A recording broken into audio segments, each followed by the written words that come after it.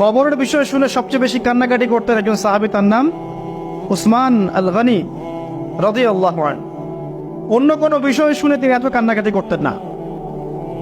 এটাই হবে আমাদের জান্নাতের টুকরা অথবা জাহান্নামের গর্ত। আল্লাহ পাক সবার কবরকে জান্নাতুল ফিরদৌস বানায় দেখ।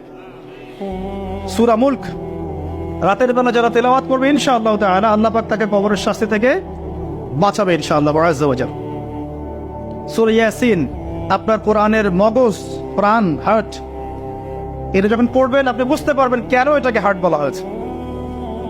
সূরা বাকারা যে ঘরে পড়া হবে সেই ঘর থেকে শয়তান পালিয়ে চলে যাবে। আমরা তো বাড়ি করলে হুজুর ডেকে আনি, তাই না?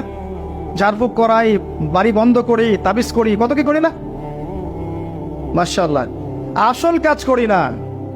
একটা জায়গায় উঠেছেন, বাসায় উঠেছেন, নতুন বাসা, সূরা বাকারা তেলাওয়াত করেন। ব্যবসা স্টার্ট করেছেন, ওখানে সূরা বাকারা প্লে করেন বা তেলাওয়াত করেন। সূরা বাকারা যেখানে তেলাওয়াত হবে বরকত আসবে এবং সেখান থেকে শয়তান পালিয়ে যাবে ইনশাআল্লাহ তাআলা। অনেক ফজিলত আছে। সূরা কাফিরুন, ওই যে বললাম 1999 জন মানুষ জাহান্নামে যাচ্ছে, তাদের আমল নামায় কোন পাপটা কমন ছিল জানেন? তাদের আমল নামায় কোন পাপটা থাকতে পারে বেশি? শিরকের পাপ। কারণ কি জানেন? আমি বলছি, সূরা নিসার মধ্যে আল্লাহ পাক বলেছেন, ইন্নাল্লাহা লা ইয়াগফিরু আন ইউশরাকা বিহি ওয়া ইয়াগফিরু মা দুনা যালিকা লিমান ইয়াশা। আল্লাহ পাক তার সাথে শিরকের গুনাহ মাফ করেন না। এছাড়া যে কোনো পাপ আল্লাহ যাকে ইচ্ছা মাফ করতে পারেন। তার মানে যে মানুষগুলো বেশি বেশি জাহান্নামে যাচ্ছে তাদের আমল নামায় যে পাপটা থাকতে পারে কমন, সেটা হচ্ছে কি?